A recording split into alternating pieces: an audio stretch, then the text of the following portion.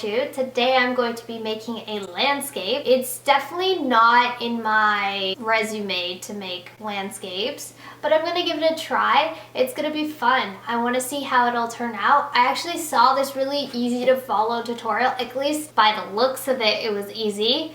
I found it on Pinterest actually, and it just looked really cute. So I wanted to add that this painting tutorial I obviously got off Pinterest, and there is the website that you can check out if you wanted to follow this tutorial as well. I just wanted to give credit to whoever made this painting originally. And see how it goes. I by no means am an expert. I used to be kind of mediocre when I was in high school. I took art in grade 9, grade 10, 11, and okay, I love how I said I didn't have any experience and then I told you that I was experienced. And then I didn't take it in grade 12 because I wanted to take a photography course instead, and I had to take physics that year, so I had to take out art. It was probably one of the worst decisions I made, but it led me to the university of my choice, so I guess it was a good decision after all. It was really sad because my grade 12 teacher who taught me visual arts for all those years asked me the reason why I wasn't taking it, and I was like, I'm so sorry, it didn't fit in my schedule, and she just looked so disappointed in me. But anyways, we're gonna go ahead and follow the first step. I keep all my art supplies in here. Ooh, this is so cute. Oh, this is so random. Comment down below if you remember these. I remember when I was a kid, these were so popular. These little bracelets, but when they close, they clip your little hairs on your arms and it would hurt so bad. When you go ahead and pull out my paintbrushes. My paint palettes are really custy, as you can see. And I have this as well. I guess this one is a little bit cleaner. I'm proud of myself. But as you can see, this one's starting to get gross as well. Let's use this one. I'm gonna fill this up with water and I'll be right back. I am back. I have filled my little paint water cleaner paintbrush. Wow, that took a lot out of me. What do I want to start with? A blue. Have I decided whether I want a landscape, or have I decided if I want a portrait landscape?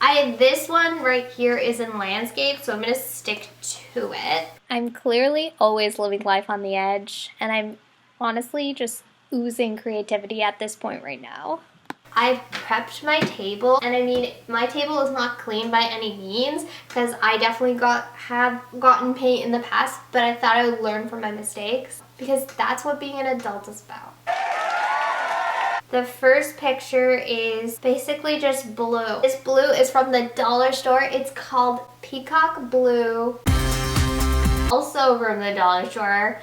And this is called white. Thanks, Dr. Obvious. I go ahead and grab some blue. This is actually so relaxing. The next time I do this, I should probably purchase some canvases. It's like a third of the painting is this blue color, and I've just about done that. Oops, I'm literally murdering the paper underneath. And I'm gonna move it along the page as I go down. So I pretty much put down the layer of blue. It does not by any means look like the thing in the picture. So I'm gonna kind of blend it out a little bit. Hopefully that works. To be honest, I was gonna follow a Bob Ross tutorial. It didn't feel right because I personally never even watched Bob Ross as a kid. I watched Art Attack or Fingertips. I don't know if you guys remember that. But that was definitely my jam. So I couldn't follow that hype train because I didn't know who he was.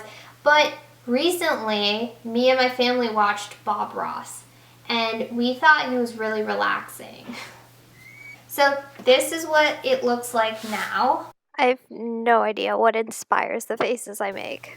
I'm gonna, oh, this looks like the hard part. Okay. Basically, I don't know anything about art, obviously, but I know that to get a vibrant, like, sunset pink color, you're never gonna get it by mixing white and red. So I have this color. Let's see what it's called. Reflex Rose, and this is from Desserts. I'm gonna take some white to blend it all in. So I'm just gonna do this for a while, using water and a bit of blue to blend it. I don't know if that's what you're supposed to do, but I think it's really working. I mean, is this relaxing? Not really. This is kind of stressful. I love how this video went from this is so relaxing to this is so stressful in a matter of minutes. Such is life. Okay, I have to be careful with this paper because if it gets too wet or too beaten up, it will start peeling, and we don't want that. Try and make sure that my tissue papers don't fall out, but this is what it looks like so far after step 2. I call this face a grade schooler being told to smile for a family portrait. I literally have no idea how this is gonna turn out. I hope I make my art teacher proud. I'm so sorry if I don't do a good job. I feel like I'm disappointing her. Now I need a yellow. I have 3 different yellows. Okay, this one is not as bright. This is daffodil yellow. And this one is bright yellow. Let's just introduce these people to each other. See how they feel, you know? I feel like I forgot to mention that I'm using bright yellow, not daffodil yellow, just in case you were wondering. On streaks, so I'm gonna take whatever's remaining of my pink paint and blend it into the yellow, just like that. Okay, I'm trying not to overdo this a lot, but step 3 is definitely the most difficult. Actually, that's not bad. I have no idea how I managed to get pink polymer clay on my chair, but there it is. Maybe I could do some touch-ups once this is all done. This is what it looks like with the yellow in.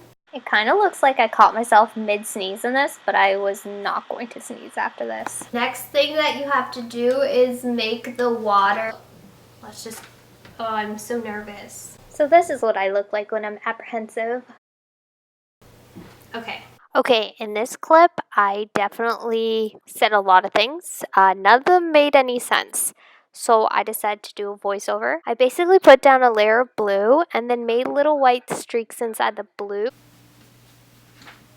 This blue is so vibrant. It looks like the waves are the brightest over here. So I'm gonna start over there first. I do think I need to pull out my white again. There.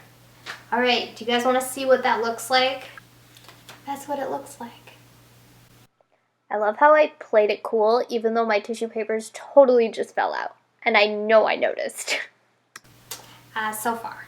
And I still have to add a couple things. I think this is going to look so cute in my room. I just need to get like a frame for it. It's going to be so cute. Okay, so now that that's done, I need to have a yellow sunset right there. Okay, I didn't even notice, but I was so close to destroying my painting right in that moment. That brush is got blue paint on it, and I almost touched it in the yellow region where the sun is gonna go. You know what, I have to clean out my water first. To be honest, I'm actually trying to do a really good job. So, lightest yellow, which is daffodil yellow. Let's use this one. This one's a nice detailing brush. So we'll grab the yellow paint and I'm gonna make like a little yellow circle. So I finished it. Basically all that was left when I left was the palm trees and the silhouettes.